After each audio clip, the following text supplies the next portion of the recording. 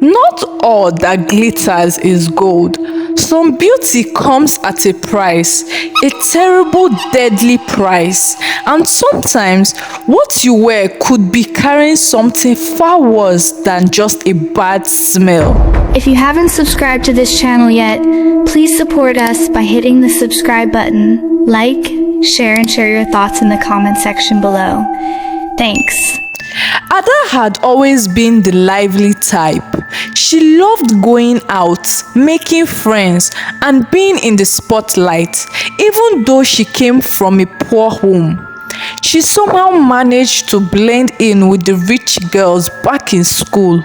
While her friends wore designer outfits and rocked the latest hairstyles, Ada made do with thrift stores dresses and a single wig she had owned since her second year in the university, a wig that had seen better days. But school was over now. Reality had stepped in. After graduating from the University of Lagos with a second-class lower degree in accounting, Ada struggled to find a good job. Eventually, she landed a banking job in Lagos. The pay wasn't great, but she had no choice. Between rent, transportation, and feeding, her salary barely lasted till the middle of the month. One afternoon, after a long, exhausting day at work, she dragged herself home. She opened her pot, just leftover rice. With a sigh, she warmed it and ate straight from the pot, too tired to care about plates. After eating, she flopped over onto her bed, picked up her phone, and started scrolling through Instagram. That was when she saw it, a post from Anita.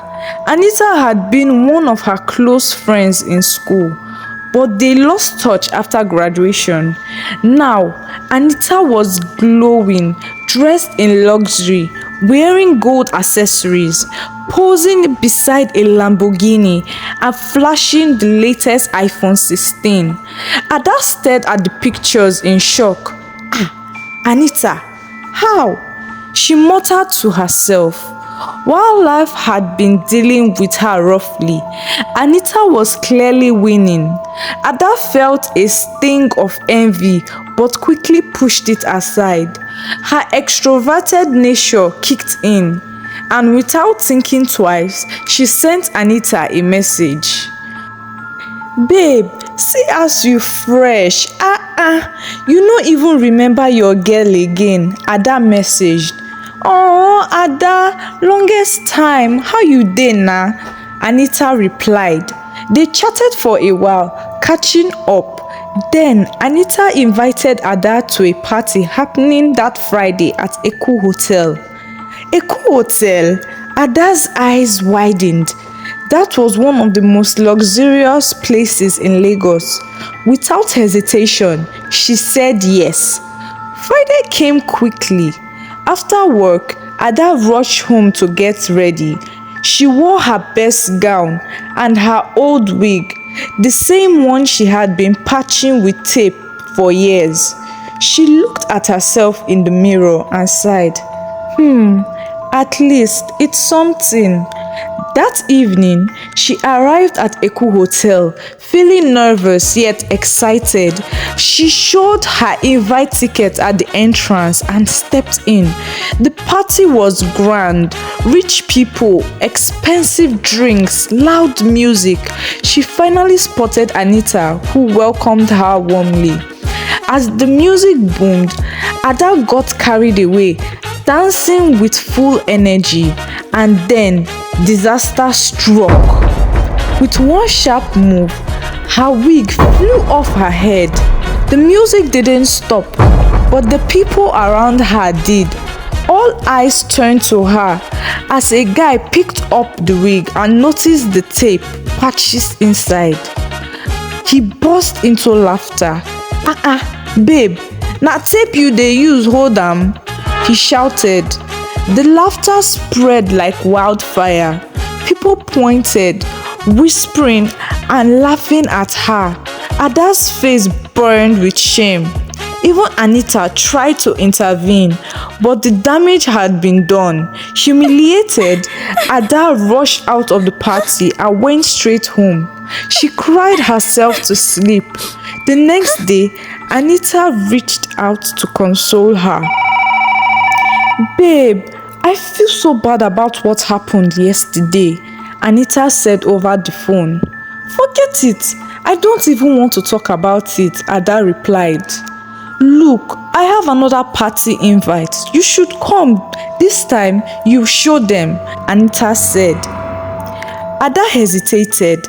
After what happened, she should have refused, but instead, her mind went to the people who laughed at her.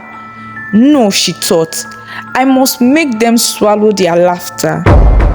Determined to look her best this time, Ada searched online for high-quality wigs, but everything was too expensive, especially the one she wanted, a Bonestraight.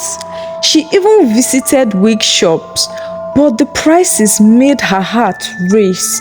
Then, one late afternoon, while walking through the market to buy soup ingredients, she heard a woman shouting, "Original wigs, half price, come and buy your quality human hair." Ada's head snapped in the direction of the voice. Half price? She followed the voice and found herself in front of a small wig shop. The moment she stepped in, her eyes widened. The wigs were stunning, thick, shiny, and silky, just like real human hair. "How much for this one?" Ada asked, pointing at the most beautiful wig on display. "Ah, my sister, na just 15k. Special promo for you," the vendor said, smiling. Ada couldn't believe it. The same kind of wig was going for over 100,000 in other stores. Without thinking twice, she paid and took her new hair to a salon and got it installed immediately. That night, she stood in front of her mirror. She gasped. She looked beautiful. "Finally," she whispered, smiling. On the night of the party, Ada stepped in confidently. The moment people saw her, jaws dropped. "Ada, see levels," someone whispered. Anita rushed to her, hugging her tightly. "Babe, you look amazing, and this hair expensive. Die." Ada smiled. This was exactly what she wanted. This time, no one would laugh at her. That night, guys kept collecting her number, promising to call. By the time she got home, she felt like a queen.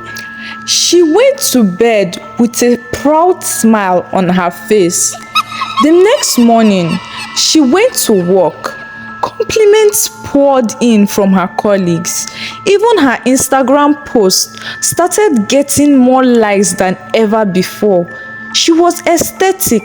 For the first time in a long while, Ada felt like she truly belonged. That night, Ada had a terrible dream. She was running, but something was pulling her back. Two dark figures, their faces rotten and decayed, were grabbing her hair, dragging her by it. Their long bony fingers twisted into the strands, yanking her closer. "Leave me! Let me go!" she screamed. But they only laughed. Their hollow eyes burned into her soul as they whispered, "Give it back! Our hair! Our hair!" Ada woke up with a sharp gasp, drenched in sweat, her heart pounding wildly. She touched her hair. The wig was still there, but she felt an uneasiness deep in her chest. She tried to shake it off, telling herself it was just a bad dream. But the next morning, a terrible headache began. The pain was sharp and constant, pounding behind her eyes. She popped some painkillers and continued with her day, but the headache never really left. Then came the itching. At first, it was mild, just a little tickle on her scalp. Then it got worse. She found herself scratching her head every few minutes. The itch burrowed deep under her skin, an unbearable crawling sensation, and then the smell. A faint sour odor that clung to her no matter how much perfume she had used.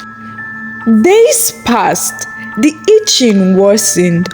One evening, as Ada sat in front of her mirror, she scratched her head harder than ever. She felt something soft beneath her fingers, something moving. She pulled her hand back and stared at it. A maggot wriggled between her fingers. She screamed. Her scream filled the entire room. Breathing heavily, she ran to the bathroom and yanked off the wig. What she saw made her stomach twist in horror. At the bottom of her wig, nestled within the wefts, were dozens of tiny wriggling maggots, white worms crawling between the strands, eating away at something dark and rotten. Her breath caught in her throat. She turned her head to the mirror, hands shaking, and slowly parted her hair. More maggots crawling out from her own scalp. Ada threw up. She rushed to the hospital, unable to stop crying. The doctor examined her carefully. His expression darkened as he shone a light over her scalp. "There are larvae under your skin," he said grimly. "We need to remove them immediately before they spread." Ada felt like she was going to faint. How is that possible?" she stammered. The doctor frowned. "How long have you been feeling discomfort?" "A few days, ever since I got the wig." The doctor exchanged glances with a nurse. They carefully took the wig for testing. A few hours later, the results came back. The wig had traces of decayed human flesh. Ada's stomach dropped. She felt like she was going to be sick again. "What kind of wig is that?" the doctor muttered, shaking his head. "Where did you buy it?" Ada didn't answer. She was already grabbing her phone. Her hands trembled as she booked a ride straight to the market. She had to find that woman. But when she got there, the store was empty. The wig vendor was gone. She asked around, but no one seemed to know where the woman had gone. Some even claimed they had never seen her before. Ada refused to give up. With the help of a friend, she began digging deeper. And that was when she discovered something chilly. She wasn't the first victim. Others had experienced the same thing, other wigs, other mysterious infections, but every time someone tried to track the seller, she vanished without a trace. Ada wasn't going to let that happen again. With some effort, she traced the vendor's last location. She learned that the woman never stayed in one place for too long. Whenever things got suspicious, she packed up and disappeared. But this time, Ada was faster. She found the new store just as the vendor was packing up. As if she had sensed Ada coming, Ada stormed forward, fury in her eyes. "You!" she shouted. "Where do your wigs come from?" The vendor froze. Her back turned. Then, suddenly, she bolted. But Ada was quicker. She grabbed the woman's scarf, yanking it off. And what she saw made her scream. The vendor's scalp was covered in rotten patches. Pale, peeling flesh, bald spots, where hair should have been. Before the woman could run again, police officers swarmed the scene. Ada had informed them beforehand.